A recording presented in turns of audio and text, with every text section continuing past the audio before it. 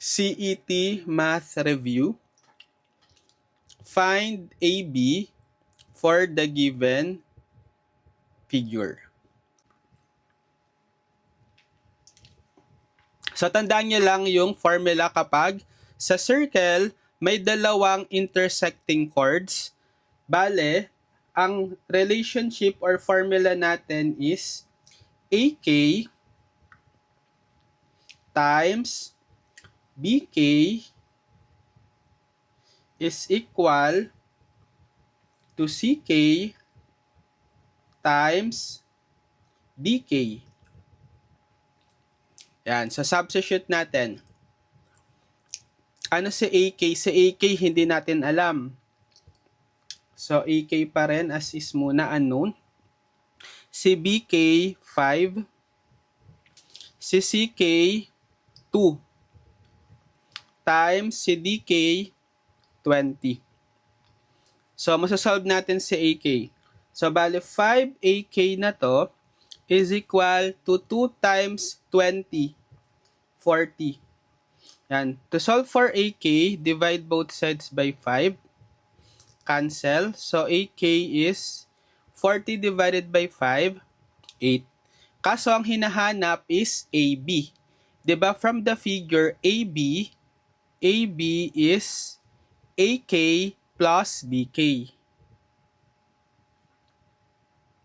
Therefore, AB is AK, yung nakuha nating 8, plus BK is 5, which is 8 plus 5, 13. Letter C.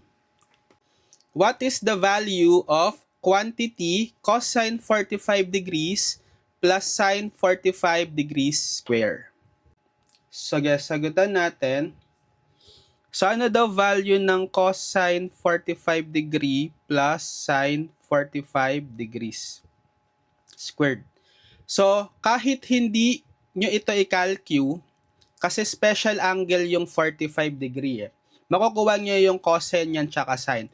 So, kung hindi nyo kabisado, ang ginagamit ko is yung theorem for the 45, 45, 90 right triangle.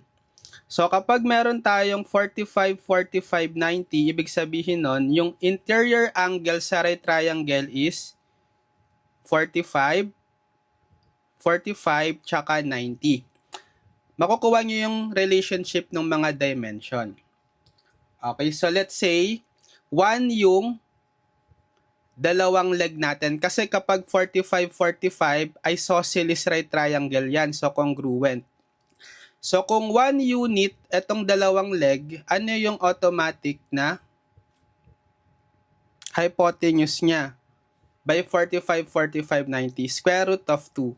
Pwede yung Pythagorean if you want, lalabas si square root of 2 si hypotenuse. So, ito yung gagawin nating reference right triangle to find the cosine 45 degree and sine 45 degree. So, sa cosine 45 degree muna. So, sa SOHCAHTOA, ano yung cosine? K. C is cosine, A is adjacent, over H is hypotenuse. So, ano yung adjacent sa 45? So, dahil pareho naman tong 45, kahit saan kayo mag-refer dyan. E di yung adjacent, meaning yung close na side is itong 1, over, ano yung hypotenuse is square root of 2. Yan. Pwede nyo itong i-rationalize. So, i-multiply nyo both sides by square root of 2. I mean, multiply both numerator and denominator by square root of 2. So, 1 times square root of 2, square root of 2, over square root of 2 times square root of 2, bali square root of 2 squared, right? Tapos makakancel mo yung square root sa squared, kaya 2 na lang. So, kaya over 2. Yan, ni-rationalize natin para walang radical sa denominator, para simplest form. Next, para naman sa sine 45 degree, sa SOHCAHTOA siya naman ay SO. S is sine, O is opposite, over H is hypotenuse. So, dito sa 45 degree, ano yung opposite naman na side? E di 1, yung katapat, 1. Over, ano yung hypotenuse is square root of 2. So, same lang sila actually. Therefore, pag ni-rationalize natin to, times square root of 2 over square root of 2, square root of 2 over 2 din. Yan. So, ipapalit natin ngayon yung value. Cosine 45 is square root of 2 over 2 plus sine 45 is square root of 2 over 2 quantity squared. So, add natin tong dalawa. Bale, magiging ano yan? Kalahating square root of 2 plus kalahating square root of 2. E di isang buong square root of 2, right? Square root of 2 tapos squared. Diba? So, makakancel mo na yung square root sa squared. Bale, magiging 2 yung sagot. Letter C. Okay? Simplify 4 raised to 2n plus 3 times 16 raised to n square plus 2 over 2 to the n plus 1 quantity raised to the n times 8 to the n quantity raised to n plus 1. Solve natin. So, 4 to the 2n plus 3 times 16 raised to n squared plus 2 divided by 2 to the n plus 1 raised to n times 8 to the n raised to n plus 1. So, unang yung i-check kung pwede ba silang maging same base. Di ba iba-iba yung base natin? 4, 16, 2, and 8. Saan kaya sila pwedeng maging same base? Meron ba? Sa 2, right? So, try ko silang gawing base to lahat. So, yung 4, para maging base to siya, rewrite ko siya as 2 squared, right? Tapos, naka-raise pa siya sa 2n plus 3. Etong 16 naman, 2 to the 4th, okay? Tapos, naka-raise pa siya sa n squared plus 2. Eto, base to na siya. So, write nyo na lang siya as is. Pero, i-apply ko na dito yung power to power law. Ang power to power law, di ba, kapag meron kang x to the m raised to the n, equal siya sa x to the mn. So, i-multiply natin tong exponent na n plus 1 times n. So, magiging 2 raised to n times n plus 1. Ito namang 8, yan, gawin ko muna siyang base 2, so magiging 2 cube, okay, na naka-raise to the n pa, na naka-raise sa n plus 1. Yan. So, dito, i-apply ko na uli yung power to power law. I-multiply natin yung exponent. So, 2 raised to 2 times 2n plus 3. Times, so dito rin, power to power law, 2 raised to, multiply yung exponent 4 times n squared plus 2. Yan. Tapos, 2 raised, eto, pwede ko tong i-simplify. I-expand, i-distribute ko yung n. So, magiging n times n is n squared plus n times 1 n. Yan. Ito naman, ito muna yung 3 to the n. So, 2 to the 3 to the n times n plus 1. Yan. So, 2 raise 2. Ito, simplify natin. Distribute yung 2. So, 2 to the 2n. 2 times 2n is 4n plus 2 times 3, 6. Times 2 raised to distribute yung 4, 4n squared plus 4 times 2, 8. Divided by 2n squared plus n times 2. Ito, distribute yung 3n. 3n times n, 3n squared plus 3n times 1, 3n. Next. Anong law of exponent pwede natin gawin? Gamitin na next. Kapag same base tayo, multiplication law. Kung may x to the m times x to the n, equal siya sa x to the m plus n. So, i-add natin yung exponent. So, dito sa numerator, copy yung base 2. and then raise to the sum ng exponent na 4n plus 6 plus 4n squared plus 8. Ganun din sa baba, same base 2. Tapos raise to the sum ng exponents n squared plus n plus 3n squared plus 3n. Simplify. May mako-combine ba tayo? 4n squared wala na, copy lang. 4n wala rin, copy. Pero yung 6 plus 8, pwedeng i-combine as 14. Over 2 raised to, dito, n squared plus 3n squared, pwedeng i-combine 4n squared.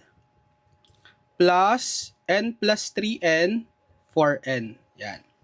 Anong next law of exponent i-apply? Division of same base. Bale, x to the m over x to the n is equal to x raised to m minus n. So, copy mo lang yung same base na 2, tas ima-minus mo yung exponent sa taas minus yung baba. 4n squared plus 4n plus 4 minus 4n squared plus 4n. Distribute mo yung negative. So, 2 raised to 4n squared plus 4n plus 4 minus 4n squared minus 4n. E di makakancel mo yung 4n squared tsaka 4n.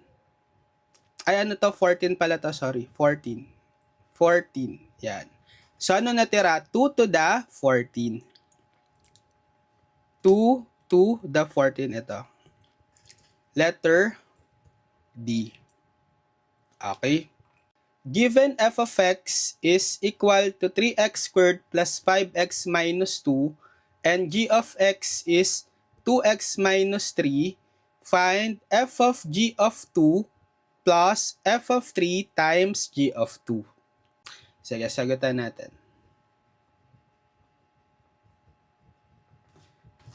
So, given daw yung f of x and g of x, hanapin yung f of g of 2 plus f of 3 times g of 2. So, eto, composition of function.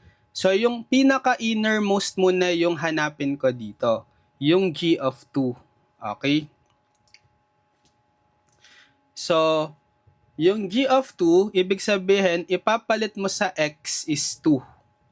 Sa g of x. So, magiging 2 times 2 minus 3. So, ilan to? 4 minus 3 equals 1. So, ngayon, f of, yung g of 1, yung g of 2 is 1. Therefore, f of 1 na to. Pag pinalit mo yung value ng g of 2 na 1. So, i-evaluate naman natin yung f of x dito sa 1. Papalitan natin lahat ng mga x ng 1 sa f of x. So, 3, 1 squared plus 5 times 1 minus 2. So, ano yan?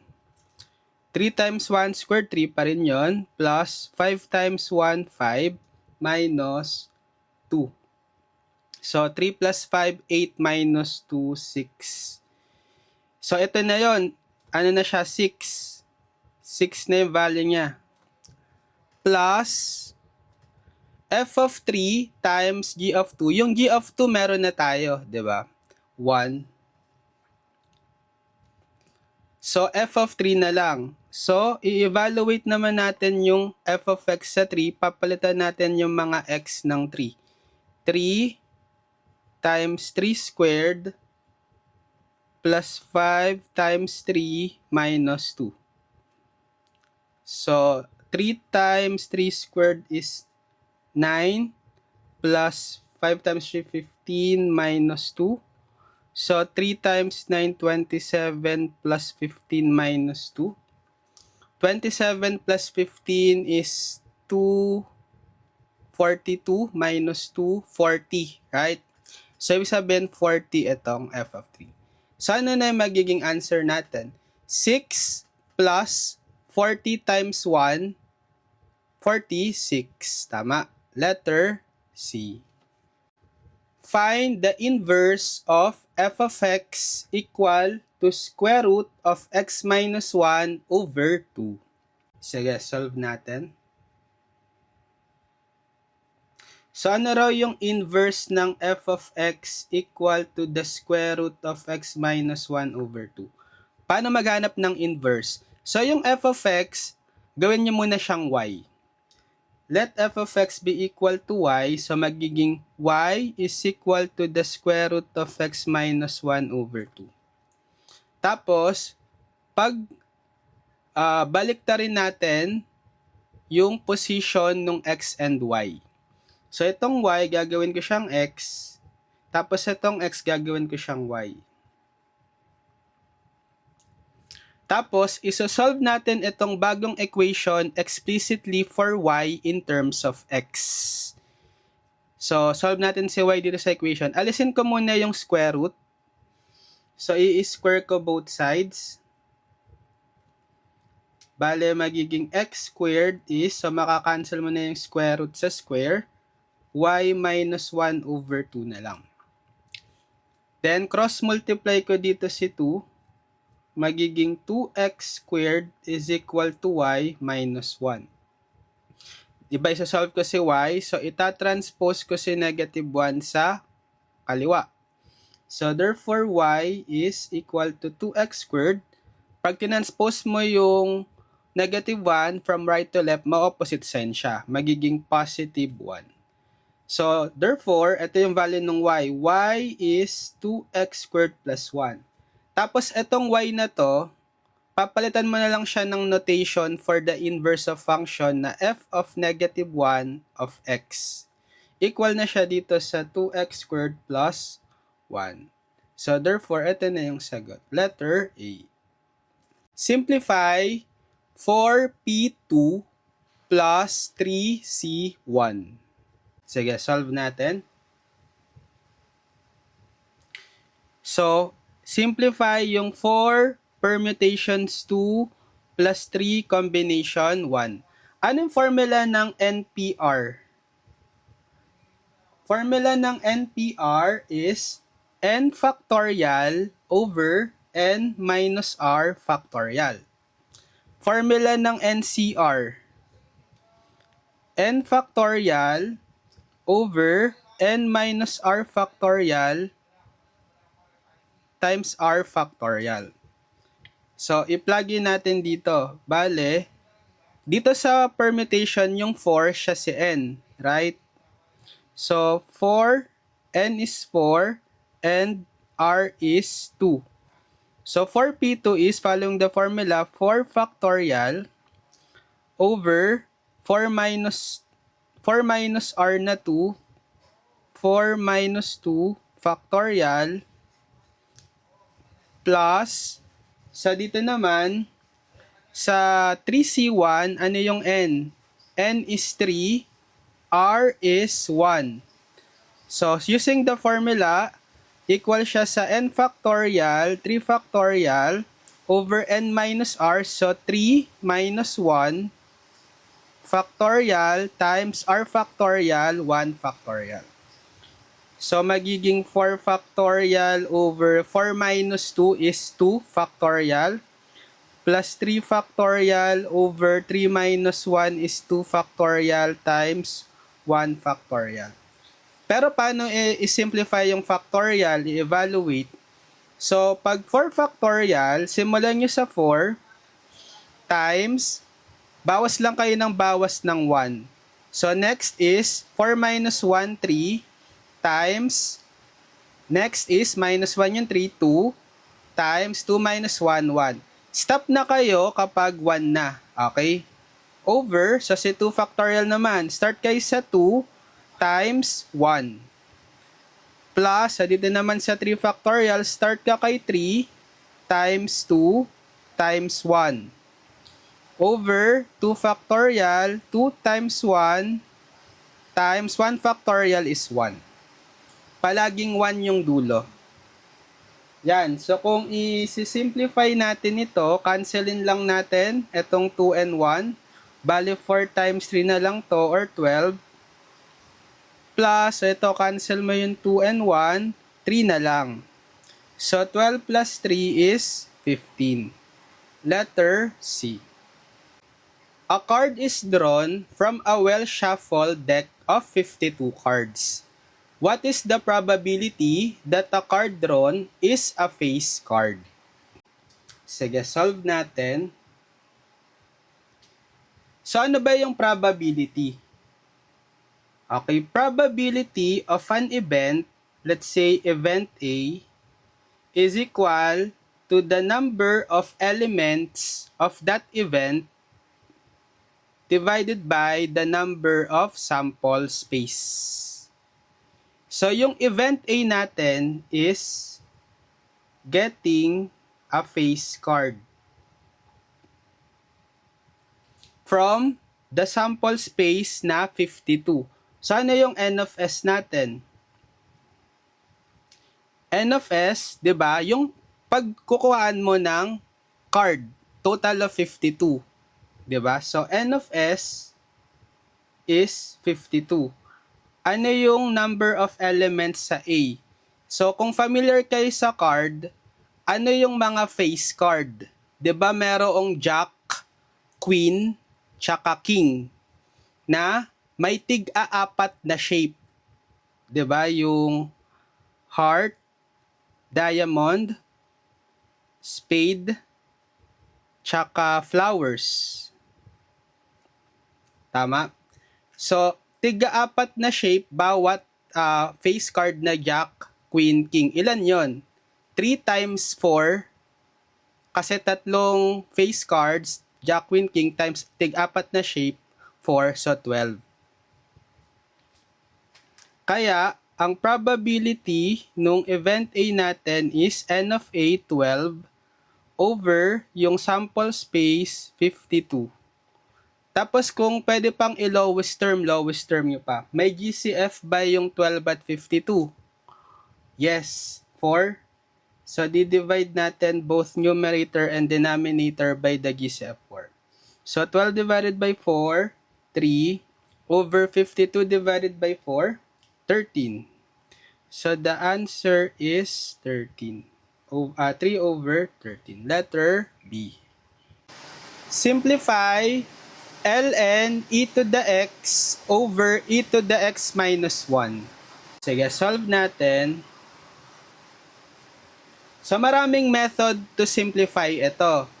Pwede natin gawin, di ba, ln e to the x over e to the x minus 1.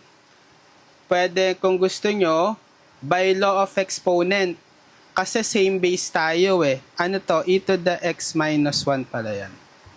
Diba? Pag same base, so ln, same base tayo na e, copy the base e raised to the difference nung exponent nung taas minus yung baba.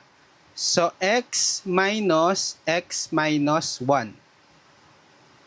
So, magiging ln e raised to x, distribute yung negative x, then negative times negative 1, positive 1. So, magiging ln e to the x minus x, so cancel mo na, 1 na lang, e to the 1 na lang. Eh, di ba meron tayong property na kapag ln e to the something, it is equal to that something na exponent. So, yung exponent natin is 1, so therefore, yun yung value niya, 1.